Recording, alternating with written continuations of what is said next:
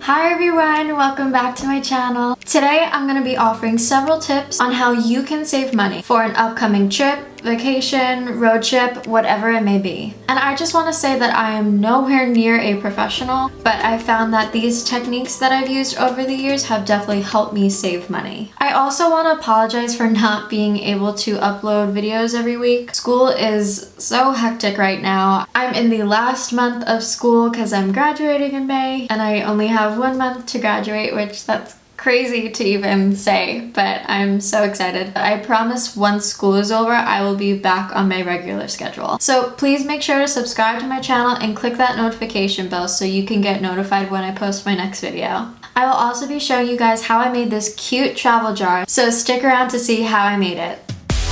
So tip number 1 is separating your needs from your wants. The first thing you should do to determine what you're spending your money on is to look at past credit card statements. Then from there, make a list of how many times you spend your money on food, toiletries, bills, clothes, etc. Once you have that list, determine what things you need to buy and what things you want to buy, because then you can actually take a look at your finances and see that those late night Chick-fil-A trips are probably not a good idea. Although Chick-fil-A is definitely a close call, but I'll get to that in a little bit. That brings me to tip number 2, which is reduce your spending habits. So now that you know where your money is going, determine what stays and what goes. Those daily trips to Starbucks can easily be reduced by making a cup of coffee in the morning with your Keurig. Or instead of going out to the bars every weekend, invite the girls over for a wine night or have the guys over to watch the game. Even date nights, try to find those half off movie Tuesdays at your local movie theaters. I also cannot tell you how much money I've wasted on food alone. So instead of, maybe eating out all the time, definitely try to cook at home. I'm honestly so guilty of that, and it's hard because I have school, work, and sometimes dance all on the same day, which is basically a 12-hour day for me, happening Monday through Thursdays, and by the time I get home, I don't even want to do anything, let alone cook. But you can definitely go on Pinterest or just go on Google or any blog site and just kind of look up easy, quick meals to make that are healthy for you and easy for you. I'm not saying that you have to stop buying out completely. I know we definitely want to go out sometimes, and that's completely fine. But what I've been doing at least is, on my days where I have work, school, dance, I have a lot of breaks in between, so instead of going to Chipotle nearby, I pack a cooler with me and I actually have some snacks with me. I make like a chicken salad, so that way I'm not spending money and my dinner's right there for me. So tip number 3 is canceling those memberships. How many of you are guilty of paying your gym membership and not going?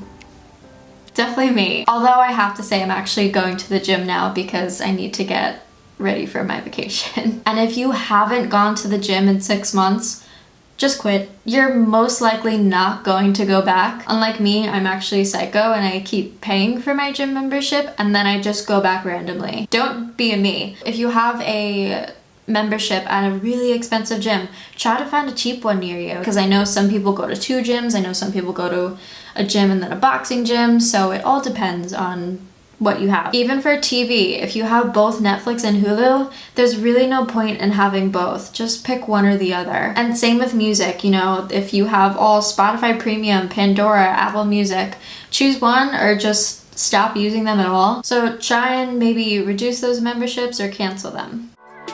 Tip number 4 is to make this awesome travel jar that I made. This is actually my favorite technique that I've actually used since I was a child. I've had a coin jar like my entire life. I've always put coins in there and then I used to just cash them out. Certain banks don't allow you to, but my boyfriend's bank actually lets you do it, so I'm gonna have him do this for me when the time comes. I am so bad. I make my wallet go extremely heavy with change and I'm like, why is my purse so heavy?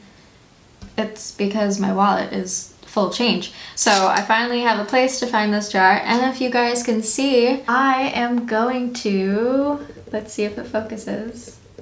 I'm going to Bali and I am so excited. It was kind of a, not last minute thing, but my boyfriend and I really wanted to go on vacation together, and we were talking about certain places, where to go, and my boyfriend's actually never been out of the country. So I was like, you know what, like let's do Bali, because Bali was always something I wanted to do and go. So if any of you guys have been there or you have some tips and tricks you want to tell me, please put them in the comment section, because I'm definitely gonna need all the help I can. So let me get into how you can make this. So I'm using the Cricut to make the label, but you can easily go to Michael's and buy letters too. Next, you're going to weed the vinyl. I am using Oracal 651 in black, which I will link below from where I get the vinyl.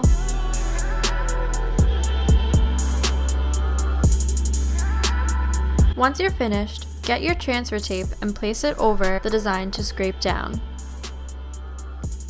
And then take the design and place it on the jar. Again, use the scrape tool to make sure it adheres to the jar. I then found these travel stickers from Michael's and placed them around the jar.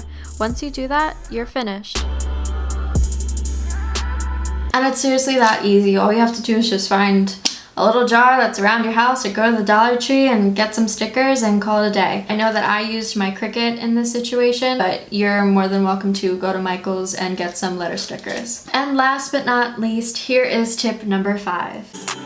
So tip number 5, I said to sell unwanted things. Now I've been selling things for several years now, and I find that certain apps and websites are perfect. And also, just to let you know, this is not sponsored. I just seriously prefer these sites and apps to sell. So Poshmark is my first recommendation. I know as a woman, I have a lot of clothes and a lot of new clothes, unused clothes that I can easily sell. I do also donate, for those who are wondering. I try my best to spring clean every year, and I have 2 piles. I have a donation pile and then I have a sell pile, because once you start getting the hang of selling things and donating things, you'll kind of be able to tell which items will sell and which items won't. It also depends on the website that you have. Letgo is also another app that I use. I've started using that recently. I actually sold like my old air hockey table on there, and I've actually bought a desk from there way back when I first started my craft room. You just have to make sure that you're very careful on the app. It can get a little sketchy at times. Always be careful when you talk to people, when you meet with them, you know, meet with them in a public place like a Starbucks or a parking lot. Always bring someone with you. I always bring my boyfriend with me if he's not my friend there. You never know in this day, so just to be safe. And Facebook Marketplace is also a great way to sell things, especially if you have Facebook, because then you have the person's profile there and you see, okay, like where are they from? And usually everything is nearby. Same with Letgo. You can adjust the location area, so if it's, you know, 5 miles away, 10 miles away, etc. So those are all my tips for how to save money for traveling, so you guys can get going and save that money for your upcoming vacation, road trip, etc. Thank you so much again for watching my video, and please click that notification bell, because I honestly have no idea when I'll be able to film my next video. Alright guys, bye! Happy crafting!